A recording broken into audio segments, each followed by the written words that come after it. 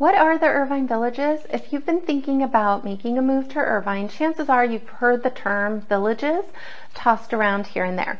What are they and why should you care? If you've been wondering about them, then you're in the right spot. Today, we're going to cover the 9 villages that originally made up Irvine. And no, I'm not talking about the new construction community called the Villages. We're talking about the original villages.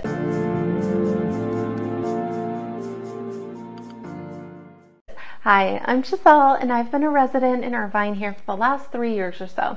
I moved from LA and I'm originally from the Bay Area. Okay, so let's go ahead and get started. Irvine is a really large city, and when it was developed in the 60s by the Irvine Company, it was originally planned to have a circular build.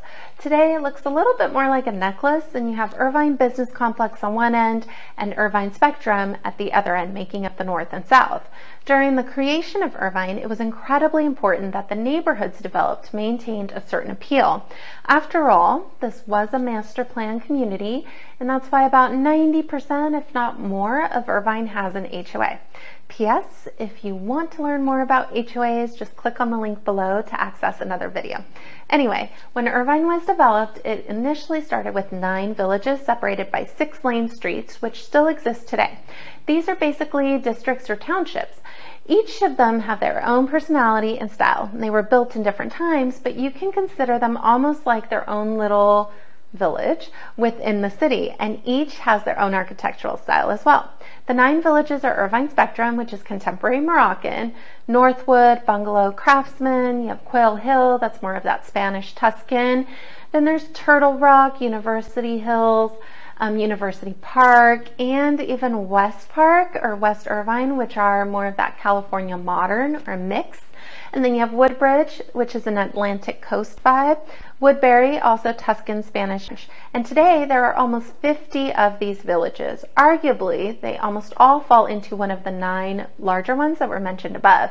For example, Shady Canyon is often wrapped into part of Quail Hill, and Turtle Rock is often intertwined with Turtle Ridge.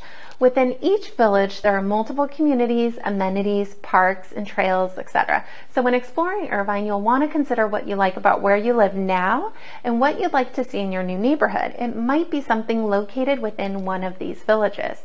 It's also important to note that these villages were built at different times. For example, Woodbridge was built in the 70s and is that East Coast, it has like this East Coast vibe to it, Atlantic coast, and it almost feels like you're in a camp resort community.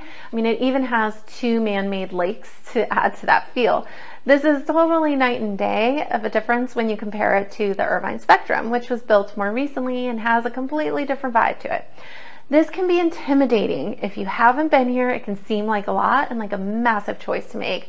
I know, trust me, it's a lot smaller than it feels, but it is what it is. If you've been to San Francisco or any major metro hub, the cities often have neighborhoods similar to this. So in SF, for example, you have Soma, Russian Hill, Sunset, to name a few, or in LA, you have Venice, Westchester, Palms, Hancock Park. They each have their own little personality, and it's just the neighborhood. And these cities, it's often smaller when you compare it to the villages of Irvine, but same concept. We'll get deeper into each of the village in coming videos, but for now, if you have any questions, feel free to reach out.